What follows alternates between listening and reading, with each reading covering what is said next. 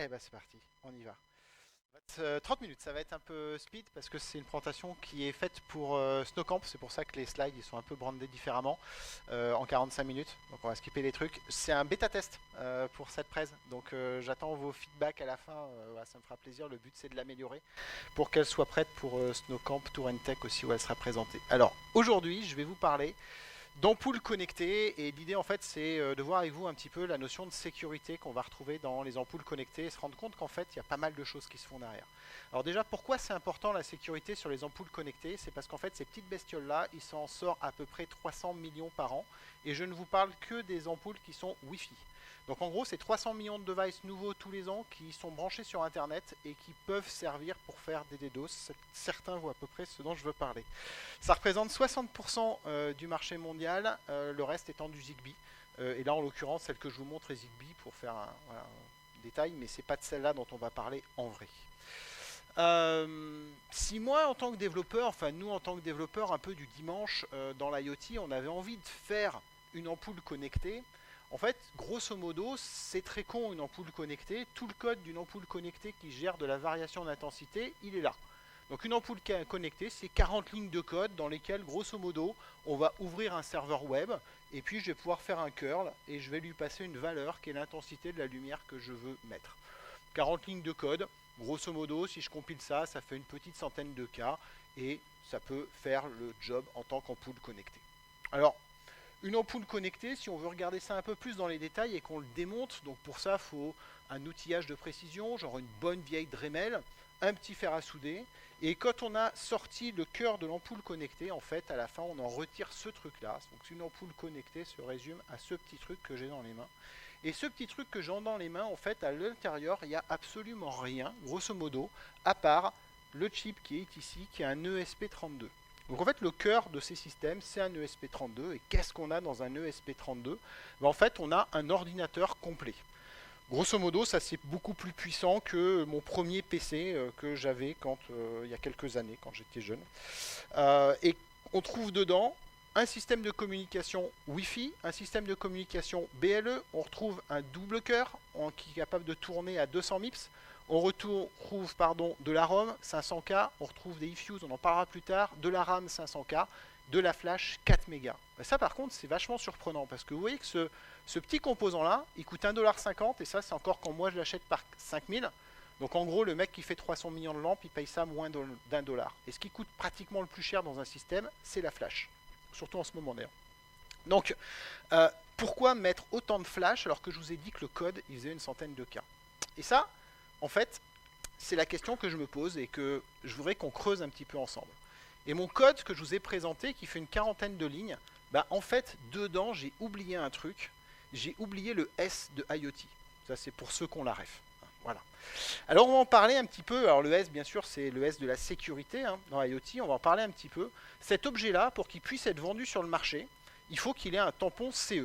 Alors le tampon CE, c'est un truc qui existe depuis super longtemps et qui, grosso modo, évite qu'on se prenne des grosses châtaignes quand on va mettre l'ampoule. Donc ça nous protège surtout de problèmes électriques, de problèmes électromagnétiques et en fait de choses qui sont plutôt globalement statiques en fait, des problèmes qu'on peut vérifier une fois et qui durent dans le temps. Mais dans le tampon CE, il n'y avait absolument rien qui était relatif à la sécurité. Donc cette ampoule-là, elle pouvait être CE tout en étant en fait une base pour n'importe quelle attaque DDoS. Ça vient de changer. En août 2025, il y a un truc dont à peu près personne n'a entendu parler, qui est arrivé en Europe, qui s'appelle la RAID, et qui fait que si vous n'êtes plus compliant sur la sécurité, eh bien votre objet, vous n'avez plus le droit de le distribuer sur le sol européen. Donc la RAID, elle est aussi appelée EN 18031, et elle définit un certain nombre de choses sur lesquelles on doit valider les objets avant de les commercialiser et de les distribuer en Europe. La première chose, c'est qu'il faut que le système puisse être mis à jour.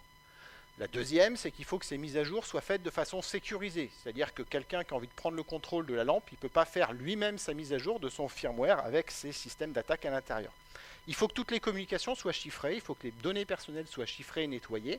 Et ça veut dire que cette ampoule, quand je vais la jeter à la poubelle, normalement, si elle respecte la RAID, quelqu'un qui va sortir sa Dremel comme moi, il ne doit pas pouvoir sortir de cette ampoule le mot de passe WPA de mon Wi-Fi. Ce qui est plutôt une bonne nouvelle en soi. Voilà. Et un autre truc que vous avez peut-être vu sur des objets, s'il n'y a plus le fameux mot de passe par défaut. Vous savez, avant, quand on installait un IoT, Alors il y avait une page de login, il fallait rentrer admin, et puis pour le mot de passe, il fallait ouvrir la doc, et dedans il y avait écrit c'est password. Bah ça maintenant, c'est interdit. Si vous voyez ça, vous savez déjà que le produit n'a pas le droit de les distribuer sur le sol européen. Donc ça, c'est quelque chose qui a changé. Bon, la RAID, c'est la première étape, parce qu'en fait, la RAID, elle a un problème, c'est que c'est quelque chose d'assez statique. C'est-à-dire qu'à un moment, je sors un produit, je fais un tampon CE, je fais des tests sécurité, je fais un tampon RAID. Ouais, mais en fait, la sécurité, c'est un truc, tous les jours, en fait, il y a des nouveaux problèmes qui apparaissent. Donc c'est un petit peu compliqué vis-à-vis de la RAID. Et il y a un autre truc qui est en train d'arriver au niveau européen qui s'appelle le CRA. Ça va débarquer en 2026-2027. Et le CRA, c'est un truc qui va faire très très mal dans le monde des objets connectés et des produits connectés en général. Parce que le CRA, grosso modo, là, c'est pour les entreprises qui développent des produits, le risque de se retrouver avec une amende de 2,5% du chiffre d'affaires ou 15 millions si on ne respecte pas les règles de sécurité.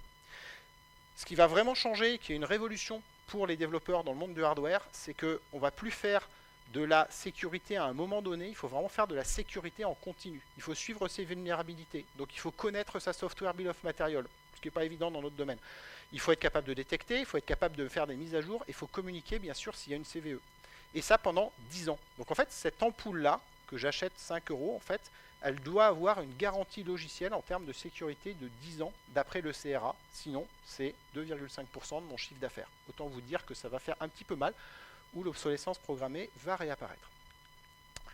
Donc dans le CRA, ça nous amène à du Secured by Design, c'est l'objectif, avec des firmwares qui sont signés, avec de la gestion de PKI, avec l'impossibilité de modifier, la fermeture de tous les accès. Un gros business qui peut se développer aussi autour du pen testing parce qu'il va être rendu obligatoire. Et ça s'applique à tout produit numérique connecté directement ou indirectement. Donc l'ampoule dont je vous parle, elle est en Wi-Fi, elle est directement connectée, ça la concerne. Cette ampoule-là qui est en Zigbee, en fait, elle est indirectement connectée à Internet parce qu'elle est connectée à une gateway qui elle-même est connectée à Internet. Donc elle est concernée exactement de la même façon. Donc face à ça, en fait, il y a vraiment un enjeu d'arriver à construire un écosystème sécurisé. Et ça, c'est pas forcément facile. Donc il y a des gens qui sont spécialisés là-dedans. Et en fait, il y a des plateformes qui permettent de proposer de la sécurité sur les objets connectés. Tuya, par exemple, qui est une plateforme assez connue et qui est chinoise, mais il y a aussi des plateformes américaines, il y a des plateformes françaises qui sont en train de se créer aussi. Et grosso modo, en fait, c'est de dire que la sécurité d'un objet connecté, c'est pas uniquement à l'intérieur de l'objet, c'est tout un ensemble. Et dans cet ensemble, on a un cloud qui va distribuer des identités, distribuer des mises à jour de firmware. On a des éléments qui peuvent être des Linux embarqués, on a des applis mobiles, on va voir, qui sont utilisés aussi, et puis on se dit du hardware et du software dans nos objets. Et grosso modo, le point important que je veux vous dire, c'est que la problématique de la sécurité dans l'IoT, c'est pas une question de développeurs firmware qui font des ampoules, c'est une question de développeurs informatiques à 90%, qui font du Linux, qui font du cloud, et qui développent toute la structure autour qui permet de faire fonctionner ça. Bon, ça c'est pour la vue d'ensemble. Maintenant, on va regarder un peu l'envers du décor. Donc, on va retourner le chip. Et en fait, derrière ce chip, il se trouve qu'on a un certain nombre de pads. Donc ça, c'est un peu intéressant parce que peut-être qu'on peut brancher les trucs dessus et peut-être qu'il va se passer des choses. Et en l'occurrence, il y a un port série sur ce device. Et sur ce port série, on peut récupérer des informations qui correspondent un peu au boot d'un ordinateur. Alors, il n'y a absolument rien de vraiment non sécurisé derrière ça. On hack pas grand-chose.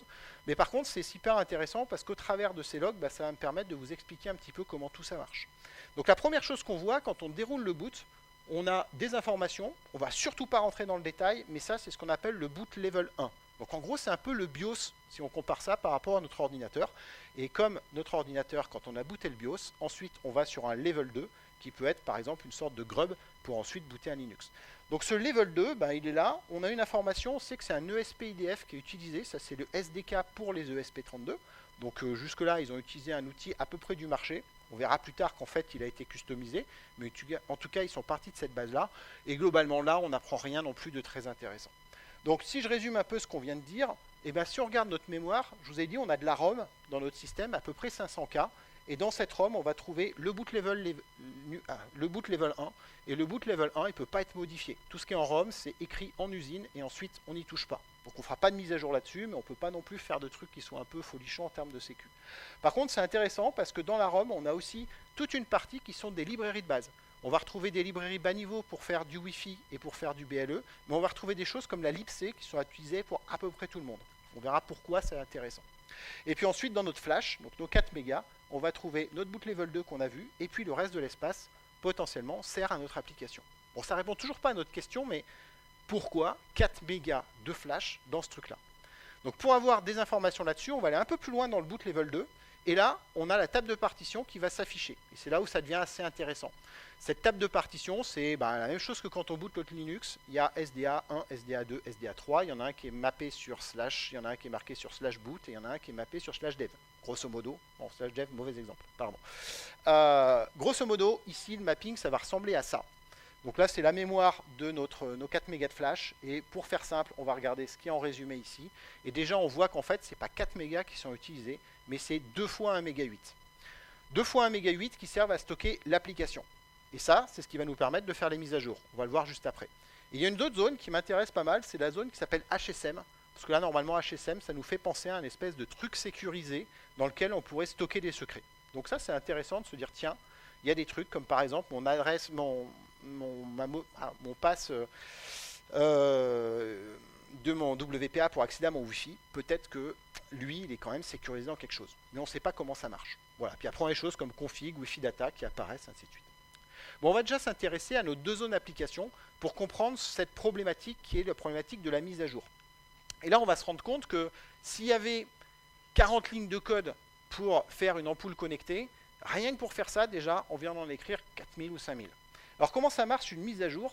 Eh bien, mon application, ma lampe, elle est en train de tourner, et puis il y a un serveur qui lui dit, tiens, ce serait pas mal que tu te mettes à jour. Donc quand elle tourne, elle est sur app 1 en train de tourner, elle reçoit cette info de mise à jour, donc il faut qu'elle la télécharge, il faut qu'elle la stocke quelque part. Et le problème, c'est que ça passe pas en mémoire. La RAM, elle est petite, donc il faut l'écrire ailleurs. Elle ne peut pas l'écrire sur son application là, puisqu'elle est en train de tourner dessus. Donc il va lui falloir une deuxième banque pour l'écrire. Et c'est comme ça que de 4 mégas de flash, on passe à 2 fois 2 mégas, parce qu'il nous faut un endroit pour écrire la version nouvelle qui va arriver. Mais le truc est pas mal gaulé, parce que quand on va écrire l'application, dans la mémoire, quand on a fini, il va falloir qu'on s'assure que le firmware qu'on ait reçu, eh bien, il est bien valide. Qu'est-ce que ça veut dire valide? Ça veut dire qu'il a bien été compilé par le propriétaire de cette lampe, enfin le fabricant de cette lampe-là. Et pour ça, on a un système de clé asymétrique.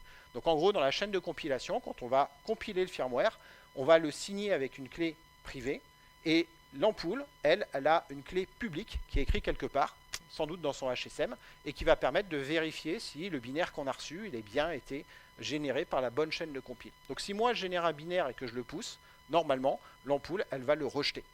Donc ça nous assure qu'on va charger le bon firmware et qu'on va aussi avoir bien reçu le firmware. S'il y a des bits qui ont été inversés au milieu pour des raisons de problème réseau, dans ce cas-là, on va aussi le rejeter. Donc on va écrire ça dans cette zone 2, et une fois qu'on l'a fait, on peut faire un petit reboot. Et là, notre boot level, il va rentrer en action. Lui, il sait qu'on a une nouvelle partition sur laquelle on doit booter, mais potentiellement, on aurait pu aller modifier les données une fois qu'elles sont dans la flash. Donc, du coup, lui aussi va vérifier la signature.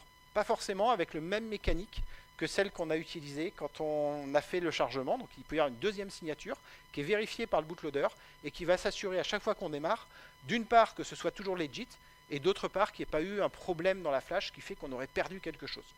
Si tout est bon, et dans ce cas, on va booter sur la partition 2. La partition 2, elle va démarrer, la lampe, elle va s'allumer, tout le monde va être content, et au bout d'un moment, elle va dire « Ok, ma nouvelle version, elle fonctionne ». Et dans ce cas, il va venir écraser ce qu'il y avait dans la partition 1 pour se remettre lui-même. L'avantage, c'est que si jamais j'ai un problème, ma flash merdouille, je vais avoir un problème, je vais rebooter parce qu'il y a eu une erreur. Et quand on va rebooter, il va se rendre compte qu'il y a un problème sur la deuxième partition, il reboot sur la première et votre ampoule continue à marcher. Ça, c'est des systèmes qui, au-delà de permettre une mise à jour sécurisée, permettent aussi de la redondance d'informations et d'éviter de briquer une ampoule. Parce que vous avez bien compris que si jamais le bootloader ne marche plus ou l'appli elle ne marche plus, la lampe on la jette à la poubelle. Voilà. Donc il faut qu'on se protège de tout ça. Donc tout ça pour dire que voilà, ce mécanisme de mise à jour, déjà c'est beaucoup plus complexe que d'écrire le code d'une lampe normale. Il faut toujours gérer du rollback, il faut gérer des signatures qui peuvent se faire à plusieurs niveaux. Et on va utiliser d'ailleurs pour les signatures du bootloader, en général, un petit truc dont j'ai parlé qui s'appelle les ifuse. Ça c'est un truc intéressant dans un microcontrôleur. C'est une zone dans laquelle on peut écrire une fois. On ne pourra pas écrire une deuxième fois, on ne pourra pas l'écraser. Et de zone qu'on ne peut pas lire. Le seul élément qui va pouvoir lire cette zone-là, c'est du hardware à l'intérieur du microcontrôleur. Donc en fait, quand on va vérifier une signature, on va déléguer ça à un composant hardware qui va utiliser une clé que personne ne peut accéder à part lui. Et de cette façon-là, il va pouvoir vérifier que la signature est valide sans que personne ait pu l'attaquer. Un truc simple, quoi. Alors si on termine notre boot, on trouve encore deux lignes qui sont assez intéressantes. elle nous parle de chiffrement de la flash. Et elle nous dit que là, en l'occurrence, il n'y a plus de partition à chiffrer. Donc grosso modo, tout ce qui devait être chiffré a été chiffré, mais ça sous-entend qu'à un moment, on a chiffré quelque chose. Et si on regarde dans les définitions des partitions, parce que je suis passé très vite tout à l'heure, eh bien on se rend compte qu'en fait, nos deux partitions applications, elles sont chiffrées, et que notre zone HSM est chiffrée. Et ça, c'est plutôt une bonne nouvelle, parce que le HSM, on s'attendait justement à ce que ce soit protégé. Alors ce chiffrement, en fait, il est nécessaire sur un ESP32 parce que la flash, elle n'est pas à l'intérieur du processeur. Là, elle est à l'intérieur du package dans la photo, vous voyez qu'il n'y a qu'un seul chip, mais en vrai, c'est pas à l'intérieur du corps. Donc souvent, c'est deux composants séparés. Donc ça veut dire que si moi je voulais récupérer les informations qui sont dans le HSM, je pourrais aller simplement lire la flash de l'extérieur. Et là, en fait, du fait de la chiffrer au niveau du processeur, on va éviter ça. Donc pour que ce soit bien protégé, en fait, le ESP32, il inclut des mécaniques de chiffrement dynamique à la volée. Donc en gros, on va chiffrer toute la partition, et quand on va aller lire un bloc d'instructions, 4-5 lignes d'instructions qu'on veut exécuter, en fait, on va les déchiffrer en hardware à la volée quand on en a besoin. Et encore une fois, pour faire ça, on va utiliser une clé qui est dans une eFuse, qui n'est accessible que par ce composant hardware. Donc en fait, il n'y a pas de clé qui soit accessible quelque part en flash qui permet de savoir comment c'est chiffré. C'est gravé en usine, ces clés-là, et elles ne sont pas récupérables. Et de cette façon-là, on va chiffrer et déchiffrer, chaque objet va avoir des clés qui sont différentes. Bon, on a vu grosso modo que ce système-là, over the air, ça allait être compliqué d'arriver à pénétrer ce système, parce qu'il est plutôt bien protégé avec des signatures dans tous les sens. Et donc on peut se dire, si je ne peux pas faire du over the air, je peux peut-être faire du over the cable. Bon, je ne vous cache pas que la lampe, il en reste ça, donc si je mets un firmware dedans over the cable, ça ne va pas allumer grand-chose à la fin. D'accord ? Mais malgré tout, donc on peut se dire que ça ne va pas être protégé, quoi. En fait, même ça, c'est plutôt bien protégé. En fait, on va avoir soit la possibilité, normalement, d'intégrer un firmware via le port série. Donc ça, c'est ce que fait le SPIDF par défaut. Là, c'est bloqué. Soit on va pouvoir bypasser le bootloader en utilisant directement un port technique qui s'appelle le JTAG, qui permet vraiment d'écrire bas niveau dans le système. Et bien même ce port-là, il est bloqué. Donc en fait, en usine, on fait un premier flashage d'une application et d'un bootloader. Et ensuite, une fois que c'est flashé, on va killer toutes les possibilités de faire du flashage over the cable. À partir de ça, on ne peut plus mettre à jour qu'over the air. Et pour mettre à jour over the air, le seul moyen, c'est de connaître la clé privée qui permet de valider un firmware. Donc avec tous ces mécanismes-là, on a protégé en fait de la mise à jour de firmware sur notre système. Bon, côté matériel, on a un peu fait le tour. Donc on peut s'intéresser à regarder ce qui se passe au niveau des systèmes radio qui sont en place. Entre autres, on a le système BLE qui va être utilisé à plusieurs usages. Le premier, c'est de faire du pairing, qui est là aussi une opération très importante dans les objets connectés. Le pairing, c'est dire que cet objet-là est à moi et pouvoir donc le relier à mon compte. Et puis faire en sorte que les autres ne puissent pas s'attribuer mon objet. Et puis la deuxième chose qu'on va voir aussi, c'est que cette lampe-là, elle peut fonctionner avec une télécommande. Et donc, la télécommande, il faut qu'elle puisse communiquer avec la lampe. Il se trouve que dans le SP32, il n'y a que du Wi-Fi et que du Bluetooth. Le Wi-Fi, la télécommande, elle ne va pas utiliser ça parce que sinon son autonomie, ce serait 3 jours. Donc aucun intérêt. Donc forcément, par élimination, elle marche aussi en BLE. Et ce sera intéressant de regarder ça. Bon, intéressons-nous d'abord au pairing. Le pairing, la méthode un peu ancienne que vous avez peut-être vue, franchement, c'est celle que je développerai pour ma lampe que je ferai un dimanche. C'est de dire, mon ampoule, je la passe en access point.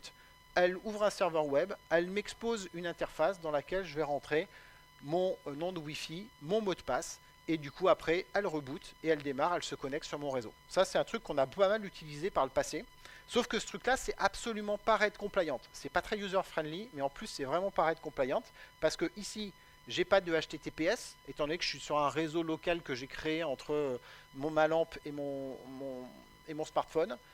En général, on va pas mettre de clé WPA parce que déjà que l'expérience utilisateur elle est un peu chiante. Si en plus il faut rentrer un mot de passe, ça devient compliqué. Et puis s'il fallait que je rentre un mot de passe, il sera en dur. Donc voilà. Donc tout ça, c'est les choses qui font que ce genre de choses, si vous le voyez, c'est pas RED compliant. L'autre solution qui est pas mal utilisée, c'est de dire on va avoir un partage de code. Donc quand vous allez vous connecter en Bluetooth, vous allez rentrer quelque chose. Et ça, vous avez dû le voir aussi. Très souvent, vous appérez en tapant 1, 2, 3, 4, 5, 6. 1, 2, 3, 4, 5, 6, c'est un code en dur. C'est pareil. C'est pas RED compliant. Donc, en général, on utilise maintenant des codes dynamiques. Seulement sur une ampoule, pour faire des codes dynamiques, à part maîtriser le morse, ça va être un petit peu compliqué. Okay, donc, ça ne marche pas non plus. Donc, il fallait qu'ils trouvent une autre solution pour faire ça. Et là, on rentre dans un truc assez intéressant en termes d'architecture. on va avoir un système, en fait, donc ta lampe qui va, quand on va la brancher pour la première fois, quand elle n'est pas appairée, elle va biconner, c'est-à-dire qu'elle va dire qui elle est en boucle dans les airs. Donc elle va dire je suis 1, 2, 3, 4, 5, 6, 7, 8, 9 par exemple. Et en face, moi j'ai mon téléphone qui est en train d'essayer de chercher les devices avec qui s'appairait. Et il va m'afficher la liste. Et dans cette liste-là, je vais voir 1, 2, 3, 4, 5, 6, 7, 8, 9. Je vais dire c'est avec elle que je veux m'appairer. Et en fait ça, je vais le dire à un cloud. Je veux m'appairer avec celle-là. Le cloud, il va me dire, bah écoute, vas-y, a priori, elle appartient à personne, fais-toi plaisir. Mon téléphone, il va se connecter en Wi-Fi. Au passage, il y a une connexion sécurisée qui est réalisée, qui est custo dans le cas de cette lampe-là. Et puis, bah, une fois qu'on a envoyé les informations Wi-Fi, l'objet se connecte. Et là, on ne communique plus en Bluetooth. En fait, la lampe, elle va remonter dans le cloud. Elle va dire, ok, j'ai des infos Wi-Fi, je voudrais me commissionner. Là, le cloud, il dit, bah, ça tombe bien, parce qu'il y a ce smartphone, tout à l'heure, il avait envie de se commissionner. Donc voilà ta configuration. Et ensuite, mon smartphone, il va communiquer avec le cloud et l'information va redescendre au device. Donc ça, c'est un truc assez intéressant. C'est dans un système comme ça, en fait, vous n'avez aucune communication de votre smartphone à votre ampoule, à part pour cette étape de pairing. Mais pour le reste, en fait, tout va passer par le cloud à chaque fois. Si vous n'avez plus d'internet, vous ne pouvez plus piloter vos lampes. Alors, il reste toujours la possibilité d'éteindre l'interrupteur et d'allumer, hein, ça marche très bien. Donc ça, c'est déjà un premier truc où là, encore une fois, vous dites, mais ouais, il y en a du code en fait pour faire tout ça, quoi. C'est pas mal. Mais le plus what the fuck dans cette histoire, c'est en fait mon histoire de télécommande. Parce que ça paraît complètement stupide, hein. Une télécommande, c'est un truc avec 2 boutons. Bah, il y en a plus, mais c'est ChatGPT, il aime bien mettre des télécommandes avec plein de boutons. Qui fait on et off. Et là, vous vous dites, bah, en fait, j'envoie un signal, l'ampoule, elle le reçoit et puis elle le traite. En fait, non, ça se passe pas du tout comme ça. En vrai, mon ampoule, quand elle envoie un message, il va à la lampe qui lui sert de hub. C'est encapsulé dans de l'IP, ça va sur le cloud, qui demande à la lampe de s'allumer. Voilà, ça fonctionne comme ça. Et pourquoi ça fonctionne comme ça? C'est parce qu'il faut un système qui soit assez générique. Entre autres, ben, cette télécommande a besoin de se mettre à jour aussi.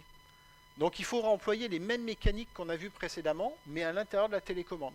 Donc il lui faut ici un flux réseau qui soit grosso modo de l'IP over BLE pour que ça fonctionne.